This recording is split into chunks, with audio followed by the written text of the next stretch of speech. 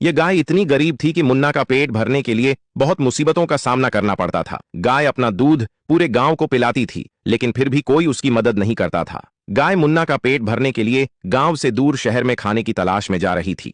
तभी उसने देखा कि एक आदमी आने वाले दिनों में रेस प्रतियोगिता का ऐलान कर रहा है और रेस जीतने वाले को 1 लाख रुपए का नकद इनाम रखा गया था। गाय ने सोचा, मैं तो रेस नहीं जीत सकती, लेकिन मुन्ना को रेस की तैयारी करवा सकती हूँ। गाय अपनी गरीबी दूर करने का यह अवसर हाथ से नहीं जाने दे सकती थी, इसलिए उसने शरीर और ताकत दोनों बढ़ाने का सबसे महंगा ड्रिंक लाकर दिया। उसके बाद वह दिन रात एक करके गार्डन में जाकर दौड़ लगाने लगा। कुछ दिन बाद मुन्ना पहलवान बन जाता है और रेस के लिए निकल जाता है। उसी रेस में एक रेड बुल था जो मुन्ना का बहुत मजाक उड़ा रहा था। रेस शुरू हो जाती है और कोई भी किसी से कम नहीं था, सब बराबरी में दौड़ रहे थे और मुन्ना धीरे धीरे अपनी स्पीड को बढ़ाता है और वह सबसे आगे हो जाता है।